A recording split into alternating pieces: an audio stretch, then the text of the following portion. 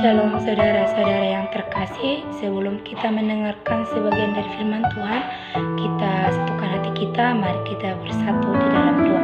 Terima kasih Tuhan Yesus atas berkat-Mu pada pagi hari ini, di mana kami masih dapat merasakan nafas kehidupan. Tuhan, sebentar lagi hamba-Mu ini akan memberitakan Injil. Buatlah, lancarkanlah setiap apa perkataan dari hamba-Mu ini, dari awal hingga akhir. Terpuji nama Bapa, kini dan Sang. Amin. Saudara-saudara yang terkasih, firman Tuhan yang menyapa kita pada hari ini tertulis dalam 2 Timotius 2 ayat 1-13. Saya akan membacakannya bagi kita semua. Beginilah bunyi firman Tuhan. Panggilan untuk ikut menderita. Sebab itu, anakku, jadilah kuat oleh anugerah dalam Kristus Yesus. Apa yang telah engkau dengar dariku di depan banyak saksi, percayalah itu kepada orang-orang yang dapat dipercayai, yang juga pandai mengajar orang lain. Ikutlah menderita sebagai orang prajurit yang baik dari Kristus Yesus, seorang prajurit yang sedang berjuang, tidak memusingkan dirinya dengan soal-soal kehidupannya, supaya dengan demikian ia berkenan kepada komandannya. Seorang olahragawan hanya dapat memperoleh mahkota sebagai juara apabila ia bertanding menurut peraturan-peraturan olahraga. Seorang petani yang bekerja haruslah yang pertama menikmati hasil usahanya. Perhatikanlah apa yang kukatakan, karena Tuhan akan memberikan kepadamu pengertian dalam segala sesuatu.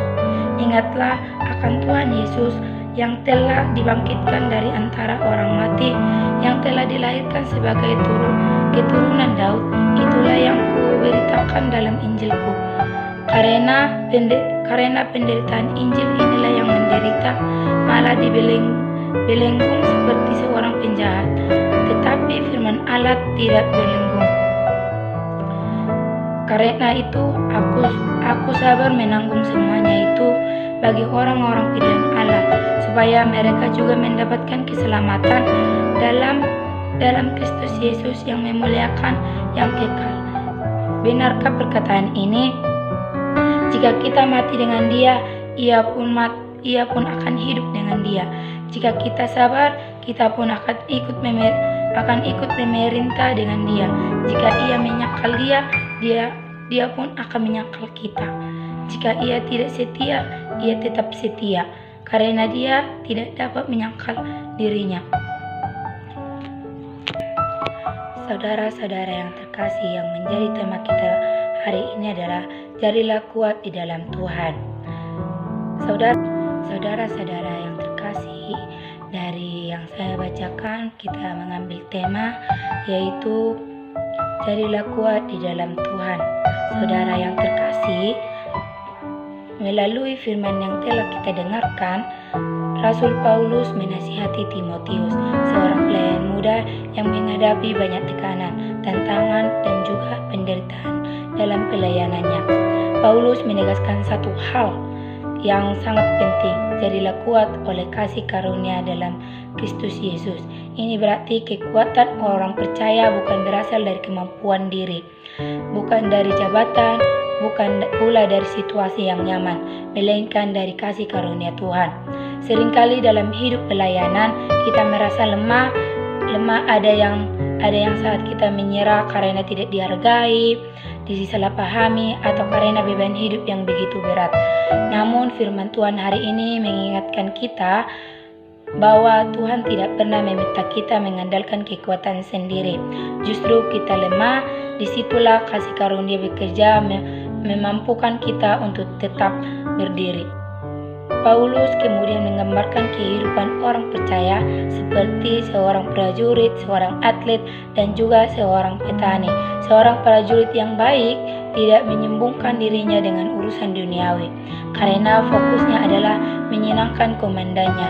Ini mengajarkan kita bahwa hidup orang Kristen harus fokus kepada Kristus, bukan kepada hal-hal yang seringkali menjauhkan kita dari panggilan Tuhan.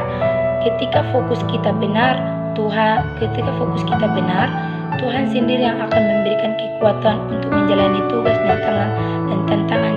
dan tanggung jawab kita. Seorang atlet yang akan memperoleh memperoleh mahkota, jika ia bertanding menurut peraturannya, artinya kekuatan dalam Tuhan juga terlibat dalam ketaatan. Jika tidak bisa hidup semuanya sendiri, tetapi mengharapkan pengharapan berkat Tuhan, hidup yang taat kepada firman Tuhan meskipun berat, sering bertentangan dengan keinginan daging, justru itu jalan menunjukkan kemenangan sejati. Selanjutnya, Paulus menyebutkan seorang petani yang bekerja keras dan sabar menanti hasil, yang menggambarkan ketekunan. Banyak orang ingin hasil cepat, ingin berkat instan, tetapi firman Tuhan mengajarkan bahwa orang yang kuat di dalam Tuhan adalah orang yang setia dalam prosesnya. Tuhan melihat kerja keras kita, kesabaran kita, dan juga kesetiaan yang mungkin tidak dilihat oleh manusia. Paulus juga mengajak Timotius menegaskan sebuah kebenaran iman yang sangat dalam. Jika kita mati dalam Kristus, kita akan hidup bersama Dia. Jika kita bertekun, Dia akan memerintah bersama kita. Namun jika kita menyangkal Dia, ada konsekuensinya ada konsekuensinya saudara-saudara. Sekalipun kita tidak setia, Tuhan tetap setia. Kesetiaan Tuhan inilah yang menjadi dasar kekuatan kita untuk terus melangkah. Saudara-saudara yang terkasih, firman Tuhan hari ini mengajak kita untuk hidup sebagai orang percaya yang kuat dalam Tuhan. Bukan kuat secara jasmani, bukan kuat secara duniawi, tetapi kuat dalam iman. Kuat dalam kesetiaan dan kuat dalam pengharapan kepada Kristus. Apapun keadaan yang sedang kita hadapi hari ini, mari kita datang kepada Tuhan dan juga bersandar dengan penuh kasih kepada manusia. Dialah sumber kekuatan, Dia sumber kekuatan kita dari yang sekarang dan juga sampai selama-lamanya. Amin. Baik, sebelum kita menutup khotbah kita ini, mari kita satukan hati kita. Mari kita bersatu di dalam doa. Terima kasih Tuhan Yesus atas berkat-Mu pada hari ini. Kami sudah selesai mendengarkan sebagian dari firman-Mu. Buatlah firman-Mu ini dapat kami aplikasikan dalam hidup kami sehari-hari, dan kami menjadi orang setia sampai selama-lamanya. Amin.